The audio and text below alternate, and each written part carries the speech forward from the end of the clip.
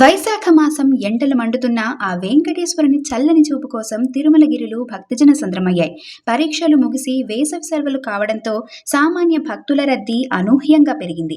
నిన్న ఒక్కరోజే ఏకంగా 72,362 మంది భక్తులు శ్రీవారిని దర్శించుకోగా 29,166 మంది మొక్కుగా తలనీలాలు సమర్పించుకున్నారు.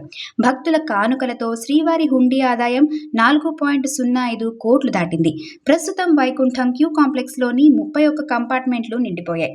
టోకెన్లు లేని భక్తులకు సర్వదర్శనం కోసం దాదాపు 12 గంటల సమయం పడుతోంది. ఎండ తీవ్రత దృష్ట్యా టీటీడీ మాతృశ్రీ తరికొండ వేంగమాంబ అన్నప్రసాద భవనంలో నిరంతరం అన్నదానం, మజ్జిగ సౌకర్యం కల్పిస్తోంది. ఇక ఈ ఏప్రిల్ 30 గురువారం నాడు స్వామివారికి తెల్లవారుజామున 2:30 సుప్రభాతంతో మొదలై రాత్రి 12:45 ఏకాంత సేవతో కైంకర్యాలు ముగియనున్నాయి. మీరు కూడా ఈ వేసవిలో స్వామిని దర్శించుకోవాలని ప్లాన్ చేస్తుంటే క్యూ లైన్లలో ఓపికగా ఉండి ఆ గోవిందుని కృపకు పాత్రులవ్వండి. భక్తుల రద్దీ దృష్ట్యా వృద్ధులు, చిన్నపిల్లల విషయంలో తగు జాగ్రత్తలు తీసుకోండి.